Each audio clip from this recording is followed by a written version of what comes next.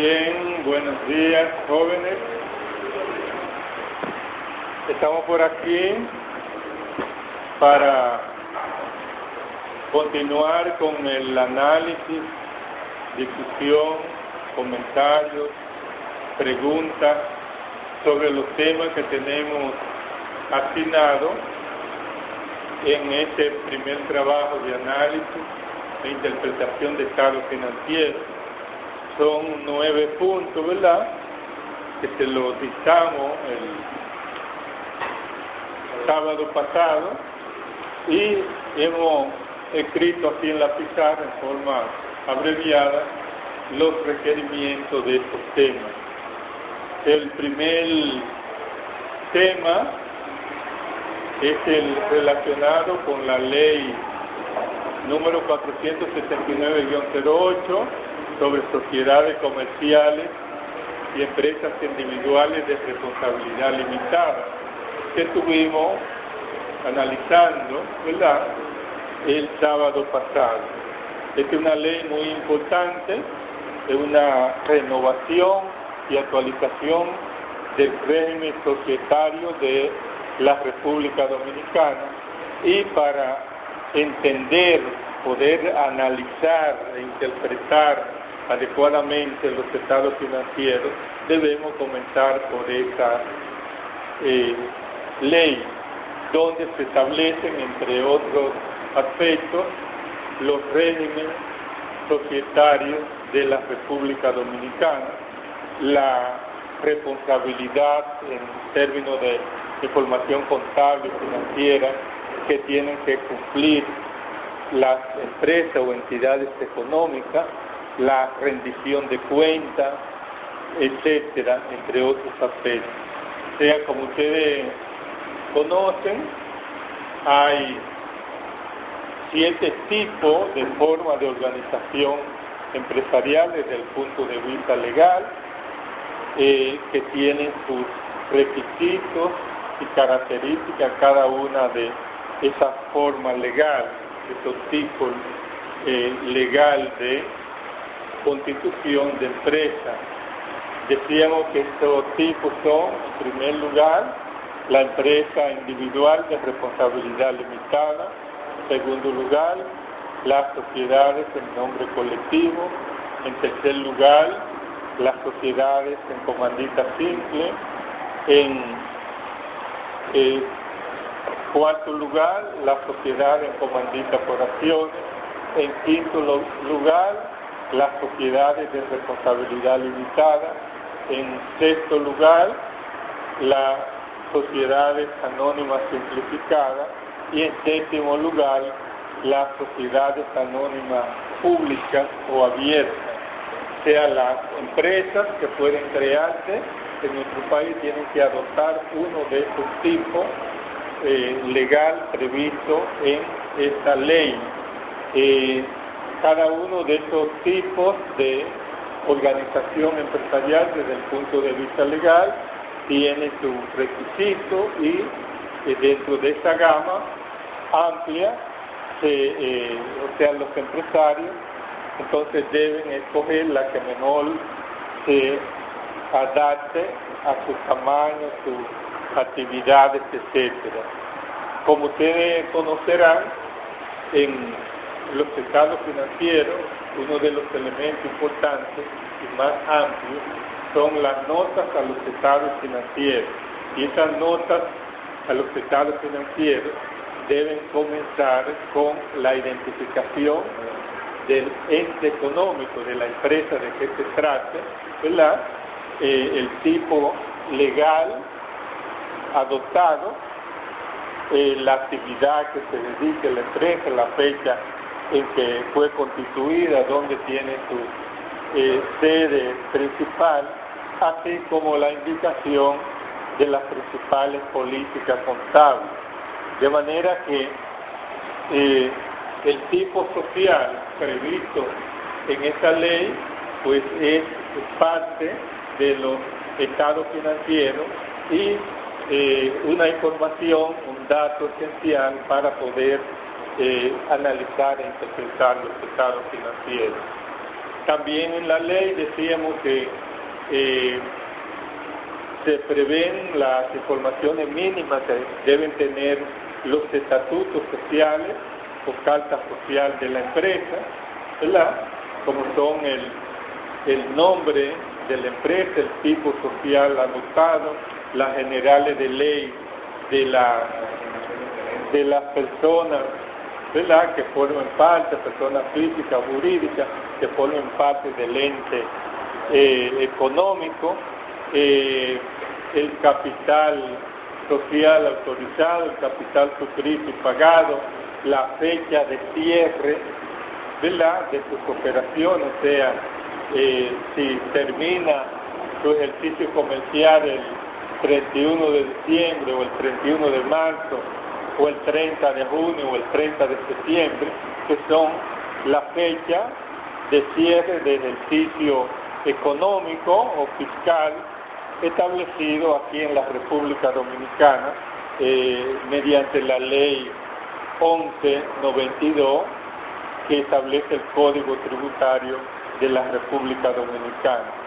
Es decir que todas estas informaciones deben estar contenidas, ¿verdad?, o los estatutos deben contemplar, definir cada uno de sus aspectos, o el contrato social cuando se trate de una empresa individual de responsabilidad limitada. También se establece en esta ley la administración de los entes económicos, de las empresas. Hay que designar un gerente o un consejo de administración que será el funcionario, el representante responsable de conducir hacia la meta prefijada de dicha empresa y tiene la responsabilidad de, entre otras cosas, en lo que tiene que ver con la contabilidad, de diseñar y establecer un sistema de contabilidad e implantar ese sistema de contabilidad para la empresa, producir los registros contables, llevar los registros contables y producir los estados financieros básicos, ¿verdad?, como son el balance general, el estado de resultados, el estado de flujo de efectivo, el estado de cambios en el patrimonio neto y la memoria o notas explicativas de los estados financieros. También se establece en esta ley que los socios, ¿verdad?, que tengan una participación en el capital igual o superior al 5% de dicho capital, tienen derecho a la información, ¿verdad?, de las actividades, de las operaciones, de los estados financieros que se produzcan a esta empresa. Pueden reclamar esa información y pueden encargar de su verificación a los profesionales de la contabilidad denominados contadores públicos autorizados. También se establece en esta normativa de que las empresas que tengan, ¿verdad?, ingreso equivalente a 100 salarios mínimos, ¿verdad?, o que tengan deuda con entidades financieras o bancarias, deberán hacerse auditar sus estados financieros, ¿verdad? O sea que estos estados financieros deben ser auditados por un contador o público autorizado, independiente, o una firma de contadores públicos autorizados, porque estos estados, para tener credibilidad ante los usuarios externos, deben ser auditados, porque si no son auditados, pues el usuario, el receptor de esos estados fuera de la empresa, puede creer, y pudiera ser así, que esos estados están apañados, arreglados para presentar una situación, aparentar una situación que sea beneficiaria, que beneficie a la empresa ¿verdad? Y que estos datos pudieran no ser creíbles, confiables. Por eso se exige que los estados financieros que emiten la empresa, que cumplan con estos requisitos mínimos, sean auditados por un CPA independiente o una firma de contadores públicos autorizados independientes. También se establece en esta ley que los administradores, y la ley 469-08, se establece que los administradores, ¿verdad?, deben rendir un informe de gestión a la asamblea de socios o accionistas anualmente, y que ese informe de gestión, ¿verdad?, debe ser previamente revisado, verificado, y del cual deberá emitirse un informe por parte de los comisarios de cuentas de las empresas. En ese informe de gestión debe informarse sobre los estados financieros auditados de la empresa, incluirse los estados financieros auditados de la empresa, deben detallarse y explicarse todos los contenidos de esos estados financieros, de las inversiones realizadas, de las perspectivas de negocios de la empresa, de el control interno que rige en la empresa, sus fortalezas, así como incluir las informaciones para aquellas empresas que sean que tengan inversiones en otras empresas subsidiarias, empresas asociadas, ¿verdad? O sea, deben incluirse todos los informes y sus análisis y comentarios de esos estados financieros de otra empresa, y que tanto el ejecutivo principal como el gerente financiero de la empresa deben emitir una declaración sobre esos estados financieros, donde ellos certifiquen de que conocen en su justa dimensión el contenido de dichos estados, que todas estas informaciones son de su responsabilidad y son ciertas, y que no tienen conocimiento, ¿verdad?, si fuera el caso de que hayan ocurrido irregularidades o también las debilidades que puedan existir del control interno, ¿verdad? Asimismo, deberán prestar juramento, ¿verdad?, de la veracidad de esos datos. O sea, eso lo prevé dicha ley. Y a propósito de esta declaración que se le exige al gerente o administrador, ejecutivo principal, y al gerente financiero, en caso de que exista gerente financiero, pues la falsedad de esos datos y la violación, ¿verdad?, a sus responsabilidades de administradores, pues son sancionadas altamente, ¿verdad?, hasta con 10 años de cárcel, ¿verdad?, cualquier defraudación, cualquier falsedades que induzcan a pérdida, ¿verdad?, por parte de los usuarios de estos estados financieros por suministrar informaciones falsas en dichos estados. Todos esos aspectos están previstos en esta ley. Además, se establece que las empresas deberán llevar su contabilidad conforme a las normas, ¿verdad?, o principios que establezca el Instituto de Contadores Públicos Autorizados de la República Dominicana como el organismo oficial, ¿verdad?, para regular y para regir la profesión de contador público, ¿verdad?, y la contabilidad, la auditoría, la ética profesional en materia de contabilidad y auditoría en la República Dominicana.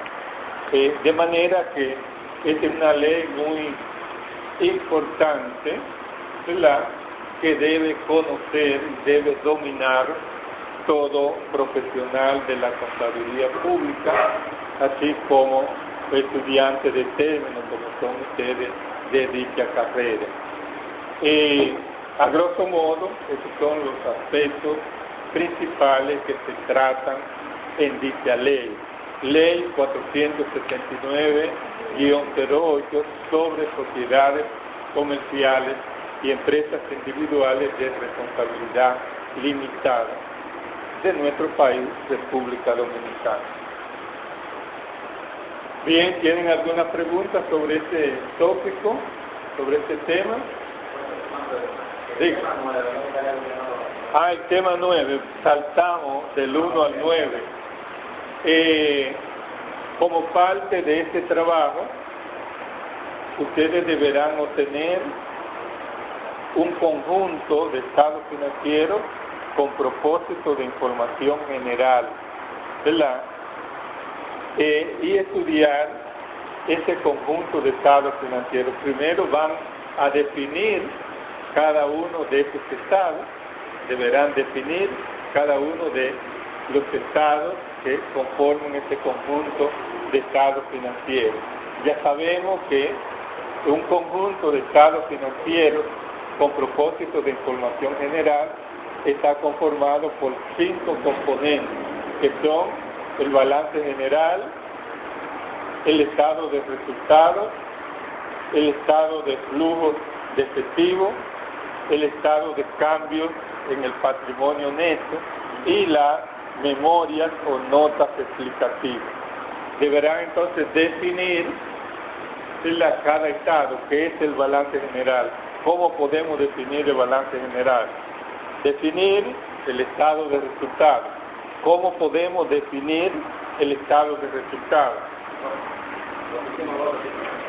Los últimos dos, el estado de cambios en el patrimonio neto y las memorias o notas explicativas de los estados financieros. Estos son, repito, los componentes, los estados componentes de un conjunto de estados financieros con propósito de información general. Memorias o notas explicativas a los estados financieros o de los estados financieros. Entonces van a definir, primero lo van a obtener, tienen que obtenerlo para estudiarlo, analizarlo. Van a proceder a definir cada estado, van a proceder a describir, o sea, ver el contenido que tiene, o este balance general de esta empresa ABC S.A. tiene activos por 900 millones, ¿verdad? Estos activos tiene 400 millones que son corrientes y tiene 500 millones que son de activos no corrientes, donde tenemos inversiones por tanto, propiedad, planta y activos por tanto, etc. Y así describir, ¿verdad?, y comentar cada uno de esos estados, de manera que ustedes puedan palpar, puedan captar, puedan asimilar cómo se verifica, cómo se comprueba las normativas, ¿verdad?, especialmente el punto 7 y el punto 8 en lo que tiene que ver con esos estados financieros. ¿Dónde obtener esos estados financieros? Bueno, pudiera ser en la empresa donde ustedes trabajan, ¿verdad?, que pueden tener acceso a ellos, se lo facilitan, o buscar en las redes, internet, ¿verdad? Ahí está todo. Las empresas importantes publican sus estados financieros, ¿verdad?, en internet. Por ejemplo, los bancos, usted entra a la página de cualquier banco, ¿verdad?, y ahí están sus estados financieros. Usted puede bajarlo, ¿verdad?, e imprimirlo, ¿verdad? Diga. Está claro entonces el punto 9, qué es lo que van a hacer, qué es lo que estamos pidiendo, dónde pudieran obtener estas informaciones y cuál es la importancia, ¿verdad?, de este tema como parte de los conocimientos que ustedes deberán adquirir. ¿Está claro? ¿Alguien tiene alguna duda sobre este tema? ¿O no tiene ninguna duda? Díganme.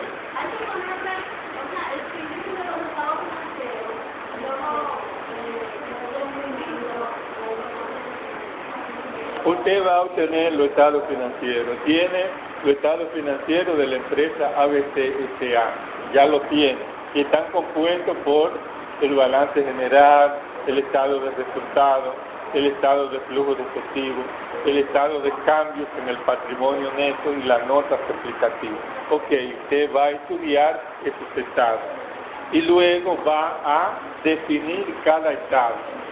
Va a producir una definición del balance general, va a producir una definición del estado de resultados, va a producir una definición del estado de flujo de efectivo, va a producir una definición del estado de cambio en el patrimonio neto, va a producir una definición de las memorias o notas explicativas a los estados financieros. Luego de hecho esto va a describir el contenido, la estructura de cada uno de esos componentes del conjunto de estados financieros, ¿verdad? Y va a hacer su comentario personal desde el punto de vista personal de la idea, del entendimiento que usted logró tener, ¿verdad?, de este estudio que usted hizo de esos estados financieros. ¿Entiende? ¿Entienden? ¿Alguien no entiende? ¿Tiene alguna duda? Eso será un ejercicio muy importante para ustedes.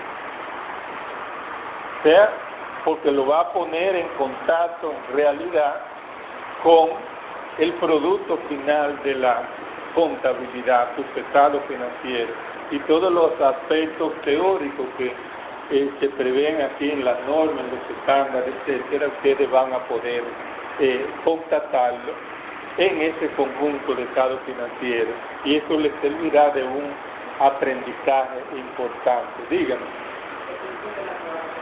La 4, cantidad de normas contables emitidas de cada grupo de clasificación e indicar de qué trata cada norma.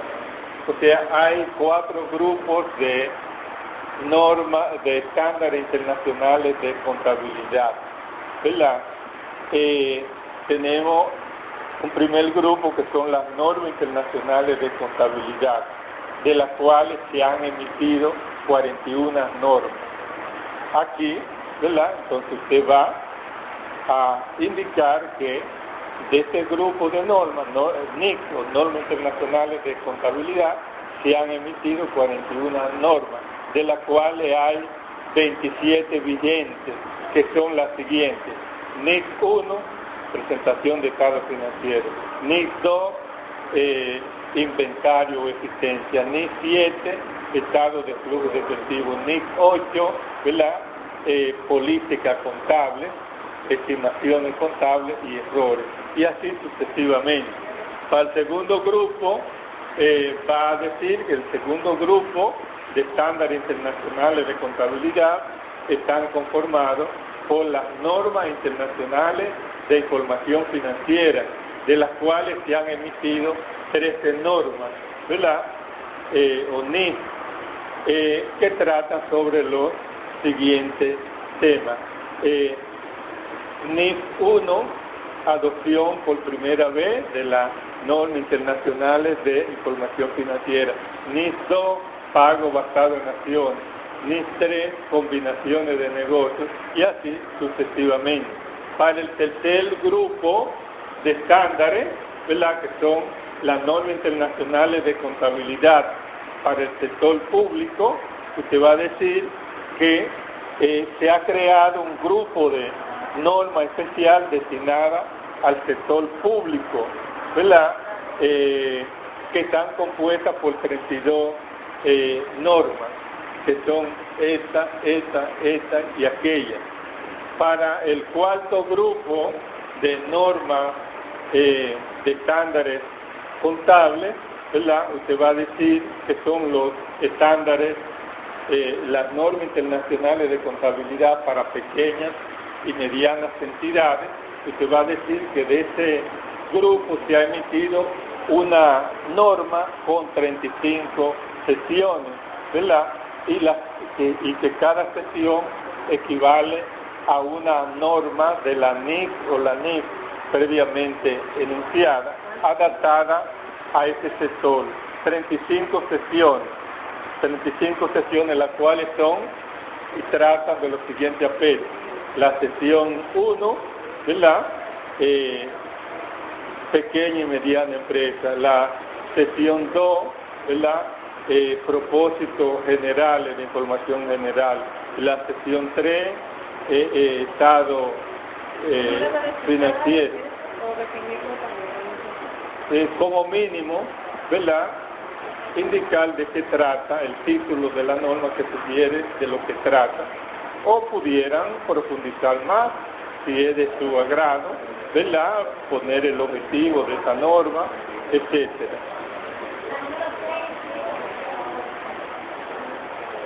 ¿Entendido? ¿Hay alguna pregunta con relación a este punto?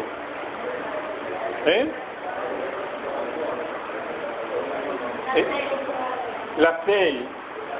Adopción e implementación de los estándares internacionales de contabilidad en la República Dominicana.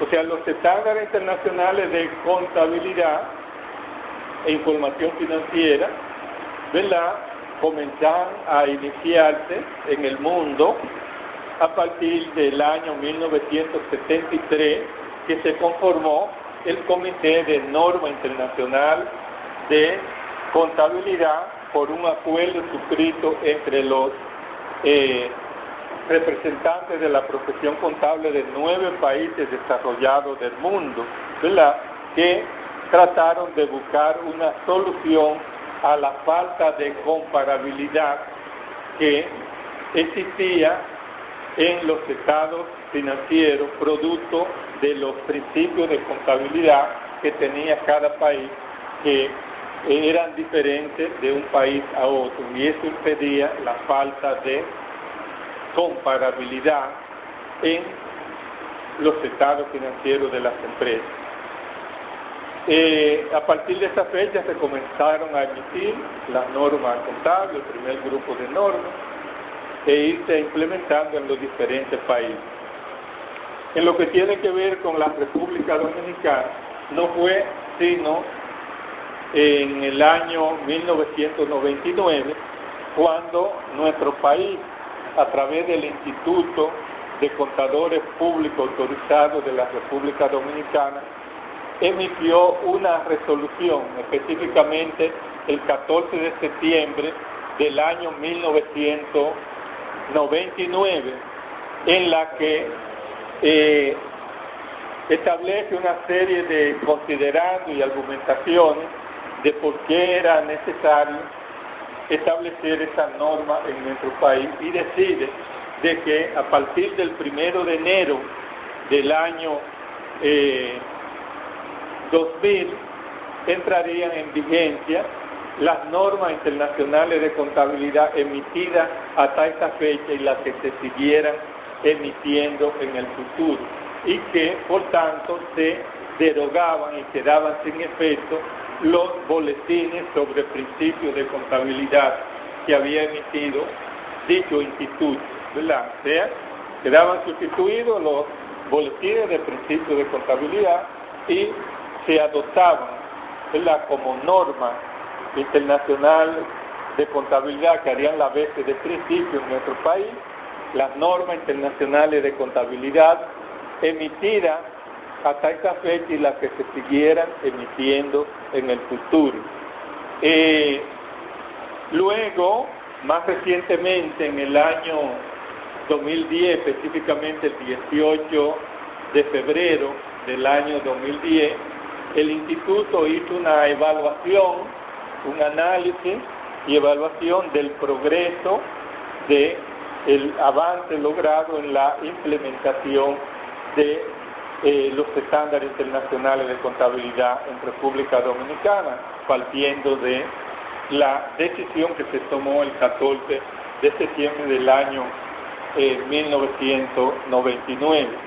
Y exponen esa resolución del 18 de febrero que han habido muchos cambios, como es cierto, en dichas normas y en la economía en sentido general, que habían surgido la norma internacional de información financiera, que habían surgido la NI para la pymes, entre otros, y que países desarrollados han requerido un tiempo de 5 más años para lograr la implementación de dichos estándares, y que, tomando en cuenta todavía el bajo nivel de implementación que tenían esa norma en nuestro país, decide ampliar, prorrogar el plazo para la implementación de dicha norma, y que se daría hasta como plazo para que la empresa se prepare, los contadores, etcétera, hasta el 1 de enero del año 2014, y que a partir de ese año, del 2014, año en que estamos, ya mediados de año, estas normas serían obligatorias para todas las empresas en la República Dominicana. O sea, que las empresas grandes deberían, o empresas públicas que tengan instrumentos de deuda, de capital, comercializado a través de bolsas de valores y mercados de capitales, debían aplicar las normas FUL, la NIF FUL y la NIF, que las empresas pequeñas y medianas o aquellas empresas grandes que no tuvieran intención de emitir documentos de deuda, de inversión en el mercado de capitales, entonces debían aplicar la NIF para la pyme, ¿verdad? O sea, que está compuesta, como hemos indicado, por 35 sesiones, y que cada una de estas sesiones equivale a una norma internacional de contabilidad y una norma internacional de información financiera. De manera que, con relación a este punto, lo que tienen que hacer es partir de la normativa, las disposiciones, las resoluciones que ha emitido el Instituto de Contadores Públicos Autorizados de la República Dominicana, analizar estas resoluciones, su contenido, y hacer los comentarios del lugar sobre este tópico. ¿Entendido? ¿Alguna pregunta? ¿Está claro?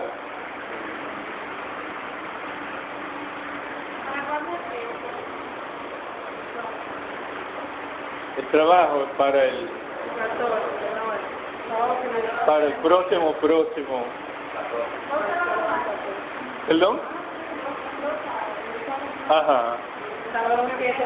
O sea, volvemos el próximo sábado y veremos en qué podemos, ¿verdad?, ayudarle, qué dudas pueden tener, para ver cómo le ayudamos a clarificar los aspectos, los conceptos, ¿verdad?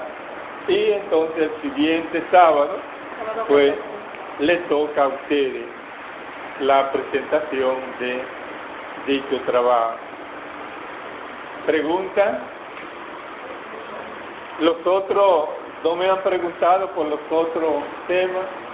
Quiere dejar dicho que eso ustedes lo tienen claro, ¿verdad?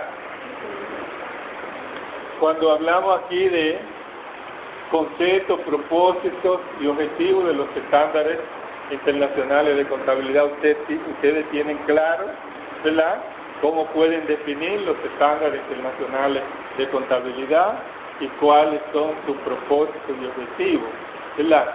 que se trata de lograr con el diseño y aplicación de estos estándares internacionales de contabilidad.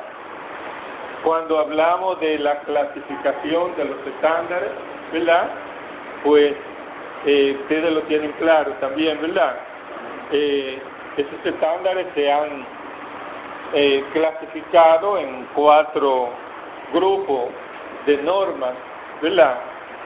Inicialmente solamente se arrancó con un grupo de normas, que eran las normas internacionales de contabilidad, mejor conocidas como NIC, ¿verdad? Pero a medida que se ha tenido mayor información y mayor experiencia, se ha decidido clasificar esas normas en diferentes grupos, ¿verdad? En el sentido de que no es lo mismo una empresa grande, el Banco Popular Dominicano, por ejemplo, que Tenicosu, ¿verdad? Por mencionar una empresa, una pequeña empresa, ¿verdad? Entonces, se tuvo, ¿verdad?, la decisión por las características de cada empresa que debía crearse grupos para sectores económicos, ¿verdad?, de normas. En ese sentido, partiendo de la norma internacionales de contabilidad y la norma internacional de información financiera, de ahí esas normas se han adaptado, se han simplificado para aplicarla en el sector público y para aplicarla en el sector de las pequeñas y medianas entidades, ¿verdad? A eso nos referimos cuando hablamos de clasificación de los estándares. Ya aquí del punto 4, pues hablamos de eso, ¿verdad? Ustedes entendieron. Si no entendieron, pueden preguntarme de nuevo. De la reseña histórica de los estándares internacionales de contabilidad, pues esto tiene que ver con tratar de hilvanar todos los cambios, todos los avances, todos los desarrollos que ha habido en la institución que emite dicha norma. Esta institución, como le indicamos antes, se denominó inicialmente Comité de Norma Internacional de Contabilidad y fue constituido este comité el 29 de junio del año 1929. Y ese comité, ¿verdad?, estuvo integrado inicialmente por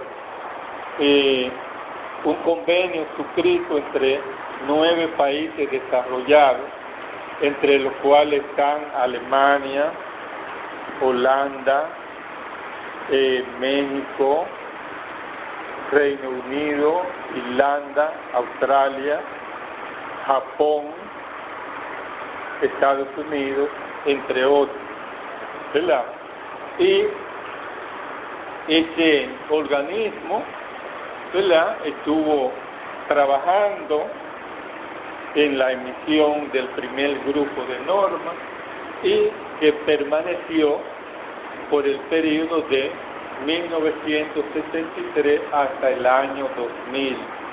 En el año 2000 hubo una reestructuración entonces de dicho organismo, ¿verdad?, y se conformó, se constituyó en el Consejo de Norma Internacional de Contabilidad, ¿verdad?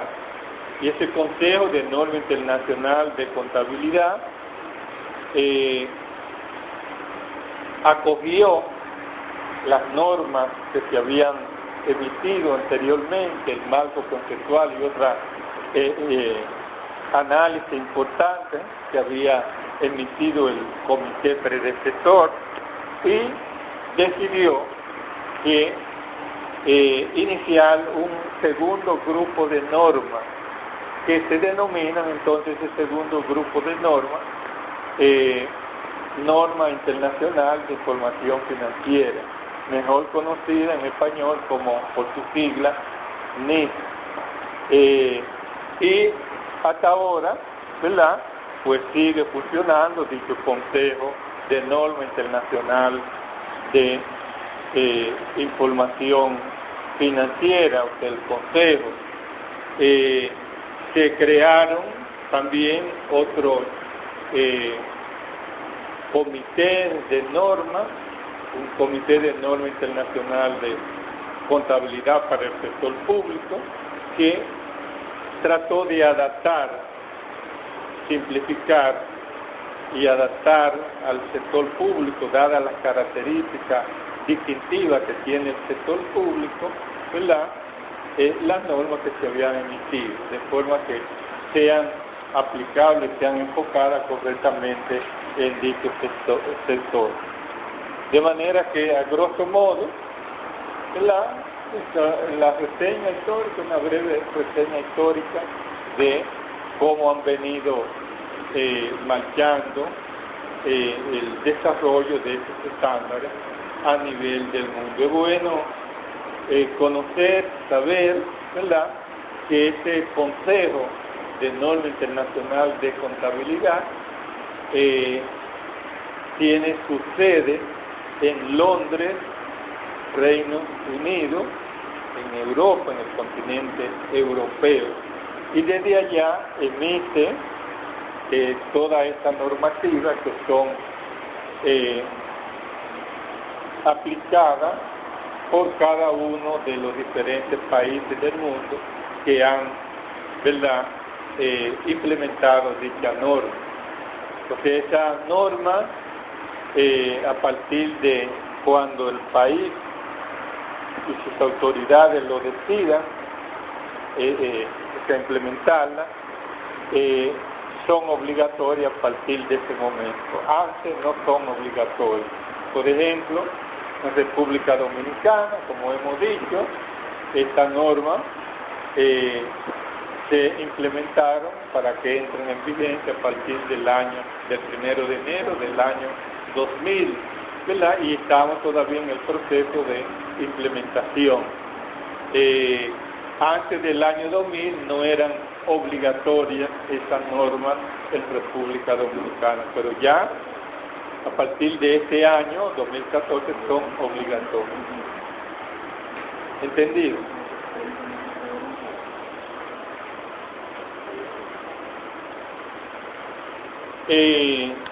También tenemos el punto número 7 y el punto número 8, ¿verdad?, de estos requerimientos del trabajo. El punto número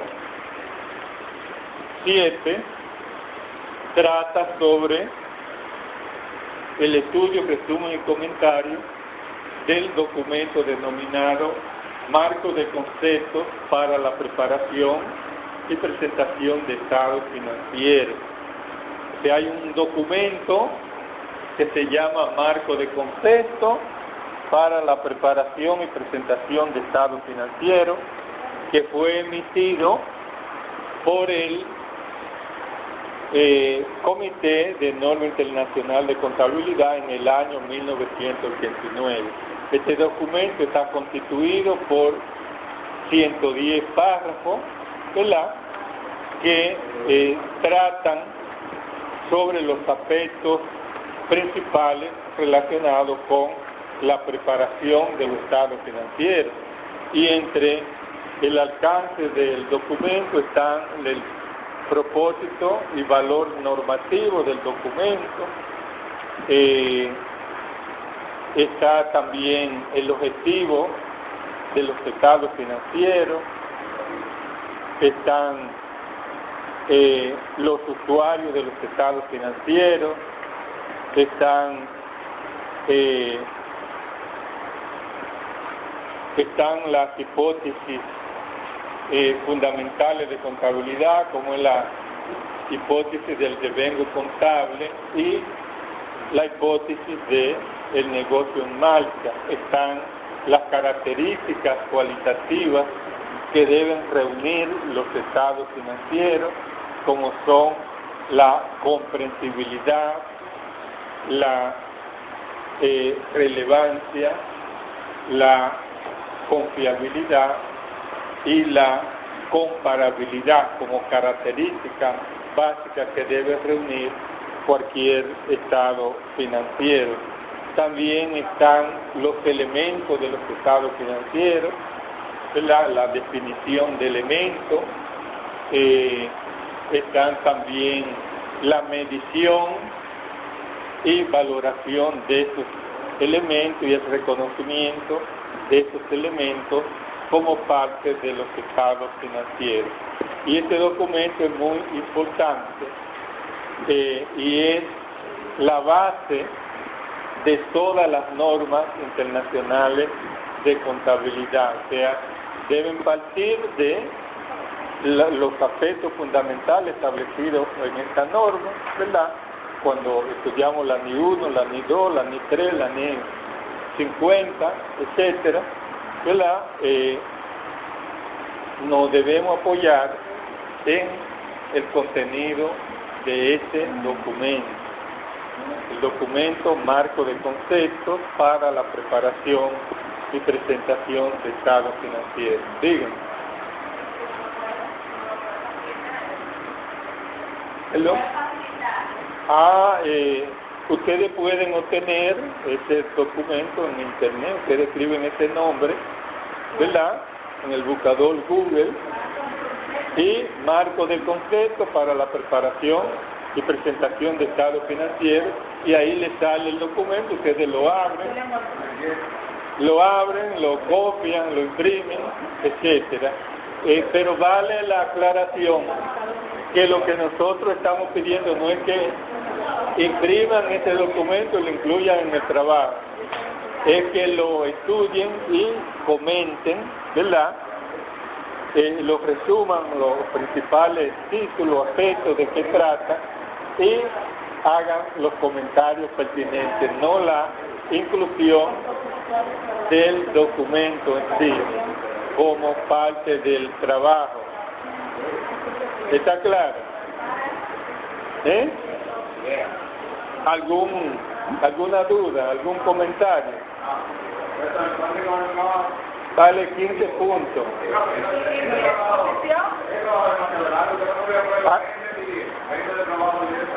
Pues vamos a hacerlo así. ¿Qué le parece bien? ¿Está bien? No.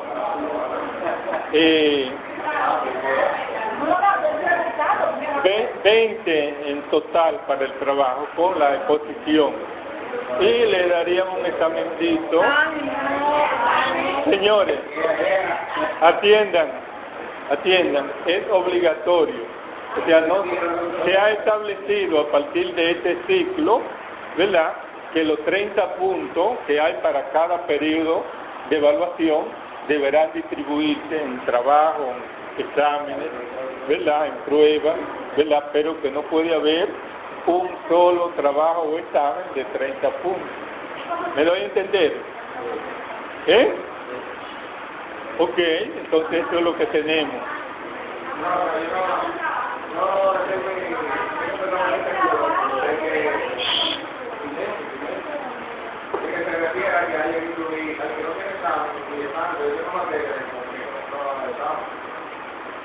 Bueno, pero aquí lo hemos dispuesto así, lo vamos a hacer así. Accedimos, ¿verdad? Accedimos porque yo reconozco también que es largo el trabajo. Bueno, pudiera ser 20 puntos, yo lo reconozco, pero es largo y es muy importante, muy fundamental para ustedes crear la base de conocimiento en términos de contabilidad. Va a valer 5 puntos la exposición. O sea, la exposición, nosotros tomamos nota de la exposición de cada uno. Si usted hizo una buena exposición en el breve tiempo que se le dé, bueno, tiene 5 puntos ya asegurados. Y los otros 15 puntos, ¿verdad?, van a depender de el desarrollo, el contenido, la coherencia, ¿verdad?, de la redacción de los demás, de los temas que conforman el trabajo. ¿Estamos? ¿Y el examen entonces cómo va a ser de desarrollo? De desarrollo. Sí, de desarrollo.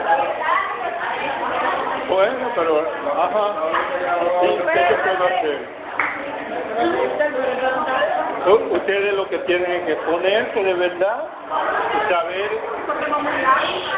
saber que eso no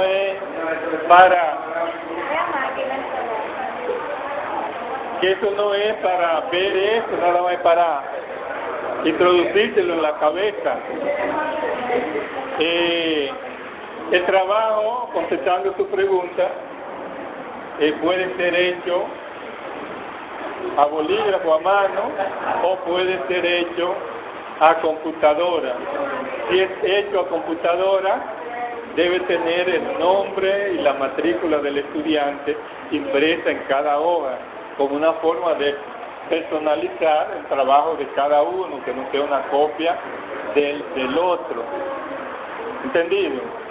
El trabajo debe tener introducción, desarrollo, conclusión y bibliografía, de aplicar toda la técnica de la metodología de la investigación para hacer trabajos, ¿verdad?, de esta categoría. Por otra parte, vamos a levantar una lista de la asistencia de cada uno, ¿verdad?, porque vamos a llevar control de la asistencia. Hay 10 puntos, ¿verdad? 10 puntos que lo vamos a asignar en base a la asistencia.